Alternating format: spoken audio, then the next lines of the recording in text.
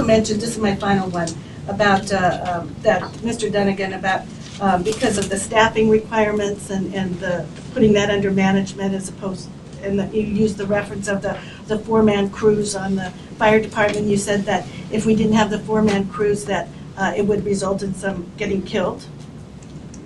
I may have raised the specter of a horrible flaming death. Yes, ma'am. Okay, all right. I just wanted to, I was going to ask if there had been examples with three-man or four-man crews that if, in fact, here in Anchorage that they had, right? Not in Anchorage, but there are examples around. There's one in the state of Georgia right now that's under investigation by the federal government because of this very thing. Okay, I just wasn't aware of it here. These are NFPA standards that apply to fire service protection. We're not making this up. It's a big deal. There was one in Coos Bay, Oregon, about 7 or 8 years ago that unfortunately affected some clients of mine. And the NFPA standards that Chuck is referring to are national standards that are set not only by unions, but also by fire chiefs and fire administrators. Okay, thank you, sir. Ms. Gray-Jackson, you Thank you, have Mr. another Chairman. question. Mr. Oscar, I just want to thank you for your eloquent comments in terms of contract costs and where do we find the revenue. And I really respect and appreciate your past budget experience. But one piece of this is, you know, we have the ability to collect more taxes. I'm not saying that we should tax the cash, but we have had the ability to collect more taxes than we have in the past to help us with our revenue shortfall. And if anybody wants details, I'll talk to you more after the meeting. Thank you, Mr. Chairman. Thank you, Cheryl. Ms. Osiander. I really don't want to get in the number of firefighters in the truck, but folks, we spent a lot of time on that issue. I got data that showed that many companies do run 3 across the country, so please don't be categorical when I've got and have seen conflicting information on that.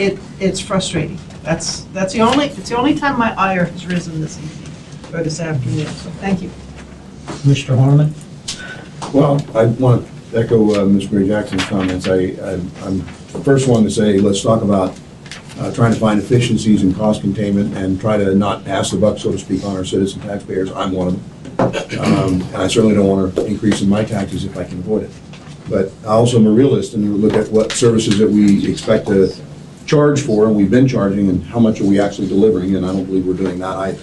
So that's just one comment. But the other issue is under the current labor agreement, in a scenario I think Ms. Rasker pointed out, let's say we come to the end of a year and we're budgeting for the following year, what's been the practice and what under the code just prevents the labor organizations from coming to the administration? Now mind you, I understand that you don't come to the assembly. I wish you could, but that's not part of our purview under 3.70 and all that. But what would prevent labor from coming to the administration making concession offers to help meet that budget gap? And has that been done? Yes, it has, from my understanding. And there's nothing that prohibits us coming to you. Generally, as a practical matter, what happens is, in my experience, is that an employer will approach the labor organization and say, gee, we're in trouble. We're overspending. I remember the year 2008, 2009 pretty clearly. That happened all the time. And there's nothing that says that we can't mutually agree to modify the labor agreement to give relief. And in fact, that's happened. Well, let me ask you, because recently we had this big, almost $30 million deficit. And I asked, I think 3 times the administration, and I never got a response. That really settled, because again, we're out of that loop. And I think Mr. Tromley pointed out, we're already out of that loop, if you will. But how many labor organizations approach the administration saying, hey, we need to know that we need you to know that we're here to help bridge that gap, that deficit. Because they think that's what tips it. Historically, there hasn't been a union in this town that has turned down the administration's offer. And Mayor Sullivan, I came to him after his request last September with our own group, and over the course of about a month and a half, put forward 3 offers that fit the need of what they were looking for in savings. They weren't tied to contract extensions, all these things that we knew were going to be an issue, and we were unilaterally turned down on those. Historically, since 2009, every labor group that's been asked to come to the table has come to the table. In 2009, a number of the unions in this town that worked for the city came forward and gave back money. We did it in 2004 when there was a shortfall there too. It's not something that's unheard of, and it's not something that we've ever. And nothing in the current labor law would prevent that. No. And Rod's right, we were approached by APDEA, AMEA, fire, but in every case, there was an ask for an extension. And in every case, there's always something that has to be given back on the back end, like in 2009. That came with a contract extension to it. So a 5-year contract became a 6-year contract. So talk about tying, administration's hands when all of a sudden, instead of a 5-year deal, you got a 6-year deal.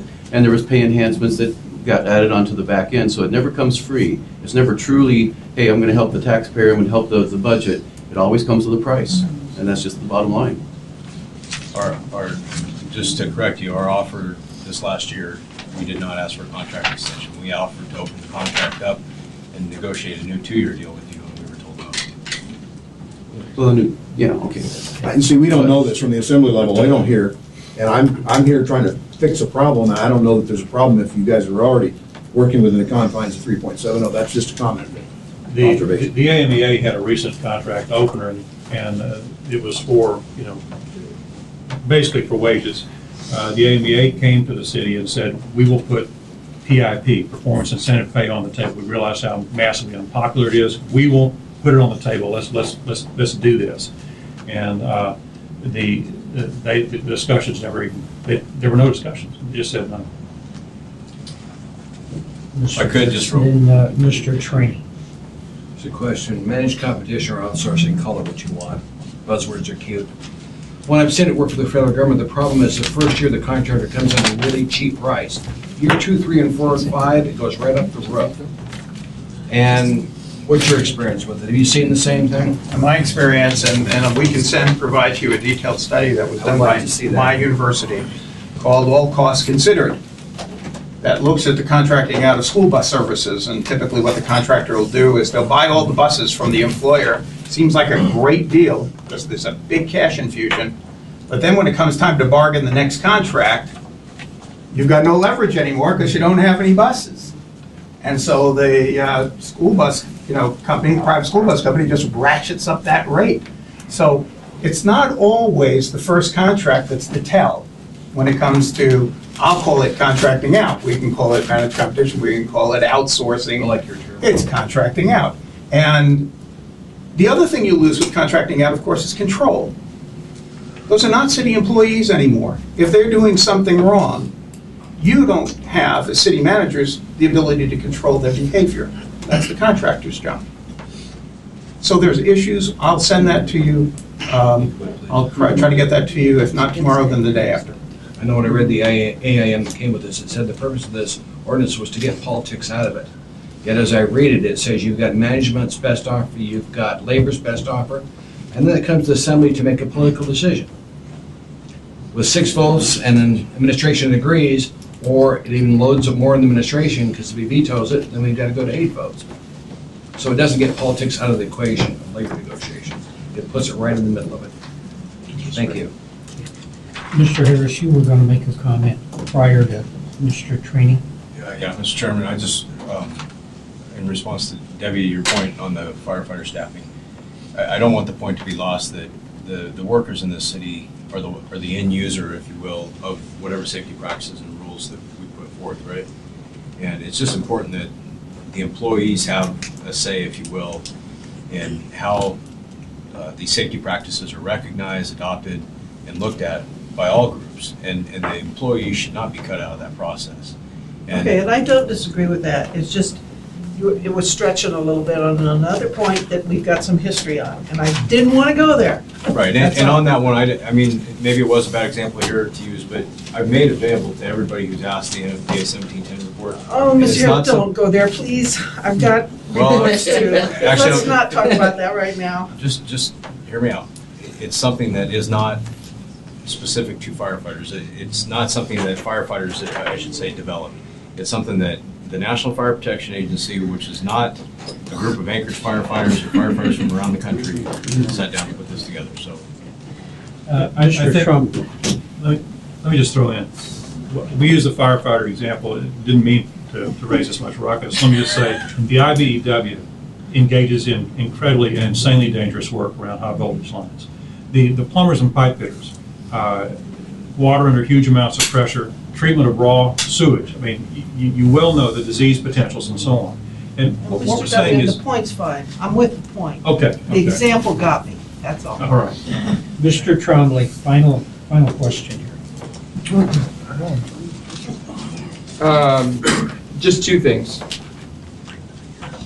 How does, we go, page 8 of 30, specifically 7 and 10, when it talks to, this is under management rights, determine methods means equipment's now added, and then also in number 10, it also says equipment.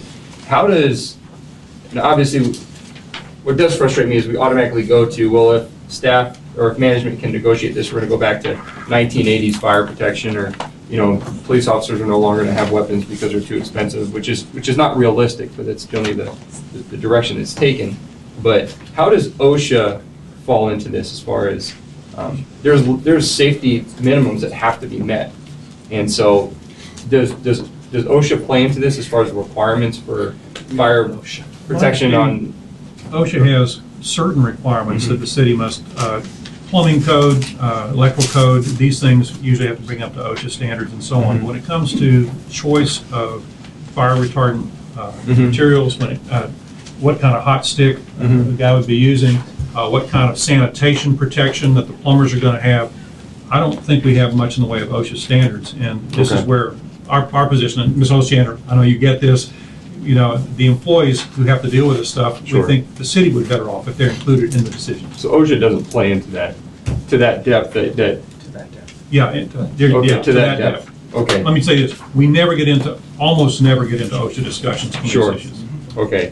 And then one other thing is that, from your opinion, since it seems to be that this ordinance enhances the Employee Relations Board, and right now all 3 members are chosen by the mayor, approved by the assembly, is that something that you would like, if we do go through with this, is that something that you'd like to see change as far as, I'm just throwing this out there, I don't know if that's I personally would very much like what Will Earnhardt suggested, is one by management, one by labor, and then they choose one. Right, and then one, so there's 3. Oh, yes, the 2 choose one. Right. Okay, I got you. So that's something you'd be open to, or some sort of variation? That would be an improvement, absolutely. Okay, all right. That's all, Mr. Chairman. Thank you. Gentlemen, appreciate your time, the presentation. Assembly, any questions that you've got, again, direct them to the Assembly clerk. And what we need, I'll give you just one. Mr. Harris, please get with Elizabeth. She's from the clerk's office here today, and give her the direction on where those questions need to go to be answered, because we want to make sure that we get them to the right location, okay? I'd appreciate it. Mr. Chairman, I'm getting lots of calls on when this is going to come up. So let's just get it out. Are we going to deal with this issue on the 27th? Or are we going to deal with it on the 26th? When's this issue coming in front of the Assembly? You just love to upstage me, don't you? Well, as the direction of the chair, what I want to be very open with you is we are going to begin testimony on this at 6 o'clock on the 27th. I do not want to, have you guys standing by on the evening of the 26th and we get tied up on Title 21 and don't get to you. I would rather give you a time and a date certain. So the 27th in Assembly Chambers, and I think we've got arrangements made that we've got overflow. The Wilda Marston Theater will be available with video in there, so you'll be able to watch the proceedings that are going on. And I am looking at any possible future dates, but I don't have them nailed down. I've got a flighty assembly, I would tell you, and I'm getting all kinds of yes, no, maybe. So I'll work to see what we will do if we need continued testimony in regards to that. On the 27th, sir, could we then have a sign-up roster for everybody so we can at least get that started? Or do you envision just requiring them to queue up on the stand? I am going to just queue up on the stand. I did the sign-up sheet with Title 21, And when we finished up with that, we had about 75 names on that list that were never there or never showed. And we called every name 3 times on different nights. So, no, we're going to do it. They'll just queue up. And I'm going to ask you now, when we come in there, please don't line up all the way out through the door. We're going to be there till you get done testifying. And just for safety, it's better that we don't have a whole line of people, but we'll manage that. You guys, I have no doubt you'll manage it. You did a phenomenal job at our last assembly meeting when you were there. Couldn't have asked for better behavior, and we'll do that. But no, I'm not going to do a sign-up. I just want to know so that people know what the rules are. Right, no, there's no one to sign up. Thank you. Ms. Jackson, did you have something? Thank you, Mr. Chairman. Just for clarification, and I was thinking as you folks were talking, so we can't have it at 5 because public hearings have to start at 6. And I guess that's the reason, just so people understand why we're not going to get an extra hour on the 27th, because by law or code, we have to start public hearings after 6 o'clock. Thank you, Mr. Chairman. Thank you. And with that,